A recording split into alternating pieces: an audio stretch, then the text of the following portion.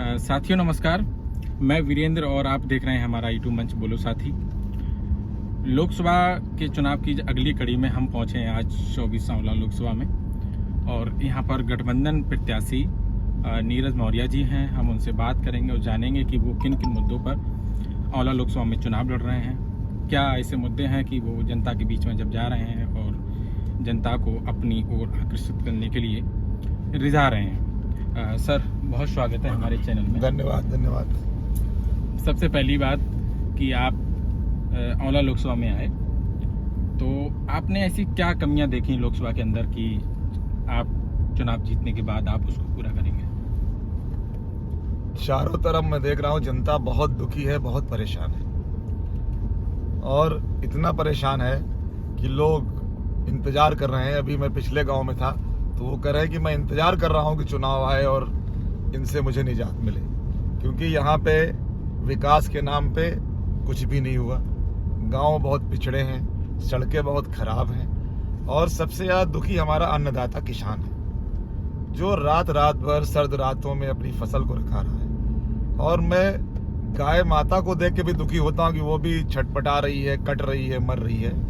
तो ऐसे में मुझे लगता है कि जनता बदलाव चाह रही है। सर, वो तो कहते हैं कि हमने गौशाला बनवाई है और अच्छा फंड भी जारी किया है। आप पूरे दिन से क्षेत्र में हैं जी, अगर कहीं गौशाला आपको नजर आई हो तो बताइए। धरातल पे तो वो दिखती नहीं है। सब कागजों पे बना लिया उन्होंने, कागज पे गौशाला बना ली, कागज पे गौपालक रख लिए, और वो पैसा सारा डकार गए। भ्रष्टाचार की भेंट चढ़ा दिया उन्होंने, गौशाला के नाम पे, गौपालक के नाम पे। कहीं कोई जमीन पे काम नहीं हुआ, ये हम देख रहे हैं यहाँ। आंवला लोकसभा में जिस तरीके से हम देखते हैं कि सड़कों की बहुत बुरी हालत है जी। लगातार हम आपके साथ सुबह से हैं, आप लगातार पैदल चल रहे थे। मैंने देखा कि बहुत नालियां भी ठीक तरीके से नहीं बनी हुई हैं, सड़कें भी नहीं है। यहाँ तक कि इस ज़माने में जो हमारे प्रधानमंत्री नरेंद्र मोदी जी कहते हैं कि हमने गांव-गांव हर गलियों में सड़क पहुंचा दी है, लेकिन आज भी खड़ंजा पे लोग चल रहे हैं। ऐसा है, हवाई बातें करने वाले लोग हैं। और आप याद करिए 2013 में काले धन से बात शुरू हुई थी जी। आज काले धन पे कोई चर्चा नहीं होती। 2 बार से सरकार है इनकी, काला धन वापस लाने की बात आई थी, आज काले धन पे बात क्यों नहीं होती? इसी तरह से ये मंच के माध्यम से लंबी लंबी बातें करते हैं, धरातल पे शून्य है, धरातल पे कुछ भी नहीं है, और जनता इस बात समझ गई है। वो तो कहते हैं हमने माफियाओं को जो है ठिकाने लगा दिया, और जो माफिया जो है घोटाला करते थे उनको जेलों में डाल दिया, उनका एनकाउंटर करवा दिया। देखिए, एनकाउंटर सरकार नहीं करती है, ये प्रशासन का काम है, और जो गलत करेगा वो गलत भरेगा। जहां तक रही बात कि उन्होंने ये कहा कि हमने घोटालेबाजों को अंदर कर दिया, तो सबसे बड़ी घोटालेबाज तो हमको भाजपा ही लग रही है। इलेक्टोरल बॉन्ड के नाम पे जो इतना बड़ा पैसा वसूला गया है, अगर सुप्रीम कोर्ट कह रहा है कि आप उसकी सूची जारी करिए, तो क्यों नहीं दे रहे हैं आप सूची? 3 महीने बाद जारी करने वाले थे। इसका मतलब कि वो भ्रष्टाचार है, वो भ्रष्टाचार है, इसलिए आप नाम जारी नहीं कर रहे हैं। जिनसे चंदा लिया गया उनको बैकडोर से सहायता पहुंचाई गई।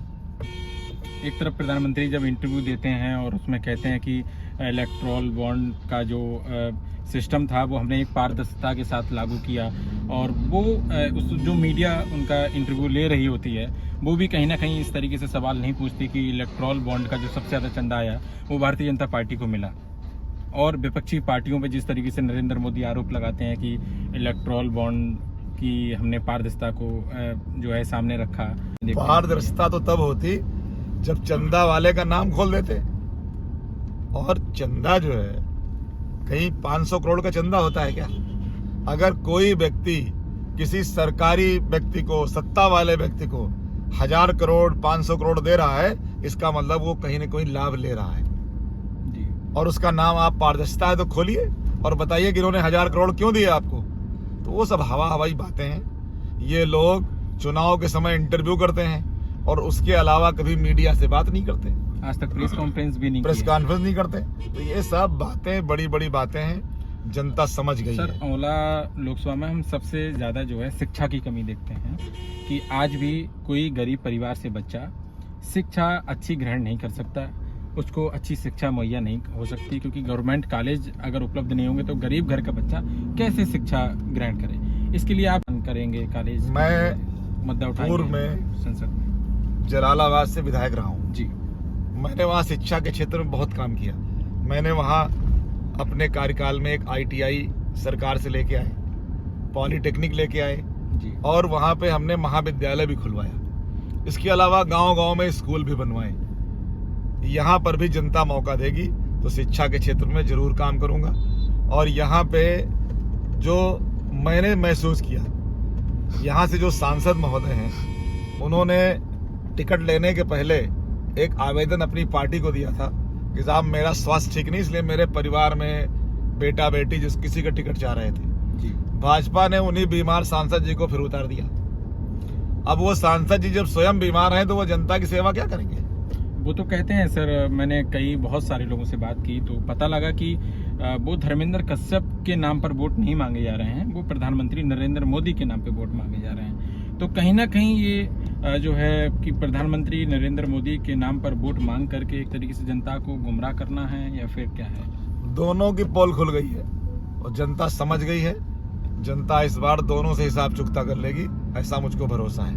सर, अस्पताल जैसा कि आप देखते हैं कि औला लोकसभा में अस्पतालों की बहुत बड़ी कमी है, इसके लिए आप क्या प्रयास करेंगे? बिल्कुल प्रयास करेंगे। जनता मौका देगी तो सारी चीजों पे जो मूलभूत सुविधाएं हैं सबसे पहले उन पे ही काम करेंगे। अगर शिक्षा नहीं होगी, स्वास्थ्य की व्यवस्था नहीं होगी, सड़क नहीं होगी, पानी नहीं होगा, बिजली नहीं होगी तो फिर कैसे चलेगा? आज हम लोग, आप हमारे साथ थे, एक गांव में हम लोग गए थे, वहाँ महिलाएं कह रही थी कि यहाँ पे 15-15 दिन लाइट नहीं आती, बिजली नहीं आती। 15-15 दिन छत पे बैठी। हाँ, 15-15 दिन बिजली नहीं आती है। तो अभी तो मूलभूत सुविधाओं की ही आवश्यकता है आंवला को। और आंवला को जो सांसद मिला उसने कोई काम नहीं किया, केवल अपना दिल्ली में बैठे मस्ती करते रहे। आप सर मौर्य समाज से आते हैं और केशव प्रसाद मौर्य जो कि डिप्टी चीफ मिनिस्टर हैं, वो लगातार यहाँ पर आ रहे हैं, लोकसभा में आ रहे हैं और जनसभाएं कर रहे हैं। क्या वो सत्ता में बैठे हुए हैं, उनका प्रशासन है, उनका सब कुछ उनका है, तो उस मौर्य वोट जो अब तक बीजेपी का था, या ऐसा लोग मानते थे, फिलहाल था नहीं, जैसा कि हम धरातल पर देखते हैं, क्योंकि पिछड़े समाज के लिए भारतीय जनता पार्टी ने, जैसा कि मुझे पता है कि योगी सरकार ने 10% से नीचे आरक्षण कर दिया है। 27% आरक्षण मिलना चाहिए ओबीसी समाज के लिए, लेकिन वो नहीं मिल पाया। इसको मौर्य समाज नहीं देख रहा था, या फिर आप उसको किस रूप से उसको बता पा रहे हैं कि नहीं कि आपके जो हक हैं, जो अधिकार हैं, वो आपके छीन लिए गए और आपके बच्चों की शिक्षा खत्म कर दी जा रही है, आपके बच्चों की जो नौकरियां हैं वो खत्म कर दी जा रही हैं? तो ये आप जनता के बीच में जाकर के बता रहे हैं कि नहीं? बिल्कुल, जनता सब समझ रही है। और मौर्य समाज हो या सर्व समाज के लोग हो, उन सब का मुझे समर्थन मिल रहा है। केशव प्रसाद मौर्य से कोई प्रभाव नहीं पड़ने वाला? कोई प्रभाव नहीं पड़ने वाला, कोई प्रभाव। उनका प्रभाव तो वहां नहीं पड़ा जहाँ के वो रहने वाले हैं, जहाँ चुनाव लड़े थे, हार गए थे। देखा, जनता ने हरा दिया। तो जब वो अपने यहाँ प्रभाव नहीं पड़ा तो यहाँ क्या पड़ेगा? क्योंकि ऐसा है, वो भी मुखौटा है, अधिकार नहीं है, किसी की मदद नहीं कर पाते, किसी का काम नहीं कर पाते। मैंने देखा जब 69,000 शिक्षक भर्ती वाला जब मामला था, मैं वहाँ कवर करने गया था, तो इन्होंने उनके पक्ष में कोई भी मुद्दा भी नहीं उठाया था। और नहीं, वो स्वयं भी कहते हैं कि मुझे तो बीजेपी ने कुर्सी दी है, जनता के लिए मैं काम करने के लिए थोड़ी बैठा हूं। मतलब कहने का साफ मतलब है कि मौर्य समाज इस आज के दिन में डाइवर्ट नहीं हो रहा है। 100% समाजवादी पार्टी के साथ है, नीरज मौर्य के साथ है। मैं एक दो सवाल और करूंगा, वो ये है कि जैसा कि लोगों से पता लगता है और लोग कहते भी हैं कि प्रत्याशी जब जीत जाता है, जब सांसद बन जाते हैं, तब आज प्रत्याशी जीतने से पहले वो घर घर जाते हैं और जीतने के बाद वो क्षेत्र में नहीं आते हैं। इस पे आपका? मेरा आप रिकॉर्ड देख लो जी। मैं लगातार 10 साल वहाँ MLA रहा हूँ जी। और इस बार जो भी समीकरण बने, उन समीकरणों में मैं जो भी रिजल्ट आया, लेकिन जनता से मेरा कोई भी कट ऑफ नहीं हुआ। और आप मेरे बारे में वहाँ जानकारी कर लीजिए। हम लोग काम करने वाले लोग हैं, जनता के बीच में रहने वाले लोग हैं और जमीन पे रहने वाले लोग हैं, जुड़े हुए लोग हैं, इसलिए औरों में से मेरी तुलना ना करिए, बल्कि हम यहाँ काम करके दिखाएंगे, जनता के बीच में रह के दिखाएंगे, ये भरोसा दिलाते मतलब हैं। आंवला लोकसभा की जनता को ये भरोसा होना चाहिए कि वो बिल्कुल। आपके बीच में रहेंगे। बिल्कुल। और आंवला से जलालाबाद का बहुत कनेक्शन है, जी तो लोग मेरे बारे में वहाँ जानकारी भी कर लेते हैं, जी। और इसीलिए यहाँ पे मुझको जन समर्थन मिल रहा है, क्योंकि हमने वहाँ काम किया है। मैं एक दो सवाल और हैं, वो ये हैं कि सबसे बड़ी जो बात होती है वो होती है कि धर्म पे व्यक्ति जो है कट जा रहा है। वो राम मंदिर का मुद्दा जो था वो कहीं ना कहीं मुझे ऐसा लगता है कि वो आज भी कुछ लोगों के बीच में हावी है, लेकिन धरातल पर अगर देखते हैं उन्होंने बसें लगवाई अयोध्या जाने के लिए लोगों के लिए, क्या वो जो राम मंदिर का मुद्दा है वो लोगों में आस्था का विषय बना हुआ है, या फिर राम मंदिर के नाम पर लोग वोट देंगे बीजेपी को या नहीं देंगे, कि वो अपनी शिक्षा को रोजगार को वोट देंगे या अपनी कहा जाए हक हुकूक के लिए वोट करेंगे? इस पे क्या कहें? राम हमारे देश के आराध्य हैं, जी राम सबके हैं, जी और राम हमारे हृदय में वास करते हैं। राम ना तो राजनीति का विषय है, ना वोट का विषय है। जी ये बीजेपी बेवजह का उनको घसीट के मर्यादा पुरुषोत्तम राम को जो उनका मान सम्मान है उसको वो घटा- बीजेपी घटाती है, जबकि जनता उनका आदर करती है। और जहां तक मंदिर की बात है, मंदिर में हम भी जाते हैं, सब लोग जाते हैं, उससे वोट से कोई फर्क थोड़ी पड़ने वाला है। कि जिस तरीके से भारतीय जनता पार्टी के बहुत सारे नेता और बड़े नेता, यहाँ तक कि प्रधानमंत्री के कहा जाए तो उनके एक एडवाइजर वो संविधान बदलने की बात करते हैं, और यहाँ तक कि मेरठ से चुनाव लड़ रहे राम गोविल भी संविधान बदलने की बात करते हैं। अयोध्या से चुनाव लड़ रहे हैं लल्लू सिंह सांसद, वो भी जो है संविधान बदलने की बात करते हैं। लगातार बीजेपी के बहुत सारे नेताओं से संविधान बदलने की बात की जा रही है, और प्रधानमंत्री एक तरफ कहते हैं कि बाबा साहेब भी आ जाएं तो संविधान नहीं बदल सकते, और वो एक भाषण में ये भी कहते हैं कि संविधान नहीं बदला जाएगा। तो इन दोनों के बीच में जो गैप है, एक तरफ कहा जा रहा है कि संविधान बदला जाएगा, प्रधानमंत्री कह रहे हैं कि नहीं बदला जाएगा। इसको आप किस रूप में देखते हैं? अगर प्रधानमंत्री जी सत्य बोल रहे हैं तो जो लोग उनकी पार्टी में ऐसी बात करते हैं उनके खिलाफ कार्रवाई करनी चाहिए, उनको पार्टी से बाहर कर देना चाहिए। इसका मतलब ये छुपा एजेंडा है, ये छुपा एजेंडा है कि इसमें माहौल बनाओ, और जब देखते हैं कि उसका नुकसान हो रहा है तो प्रधानमंत्री बोल देते हैं। दलित और पिछड़े जो समाज है पूरा, SC ST OBC and minority, कहा जाए तो पूरा संविधान पे निर्भर है। अगर संविधान नहीं हो तो हम लोग आज इस कार में भी नहीं घूम पाएंगे, कहीं बैठ नहीं पाएंगे, कहीं अपने अधिकारों की बात भी नहीं कर पाएंगे। वो समझ गया है, लेकिन जवाब तो वोट से देगा ना।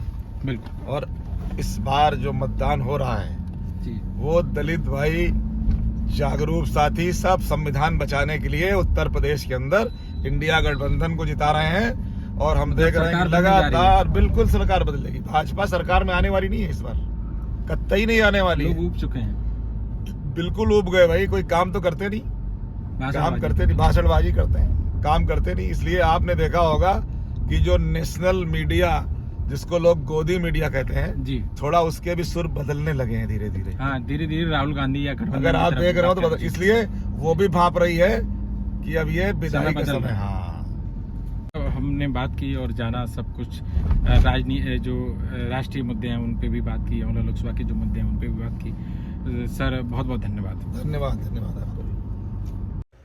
वीडियो अच्छी लगी हो तो लाइक करें, शेयर करें, कमेंट करें और सब्सक्राइब ज़रूर करें। बहुत बहुत धन्यवाद आपका।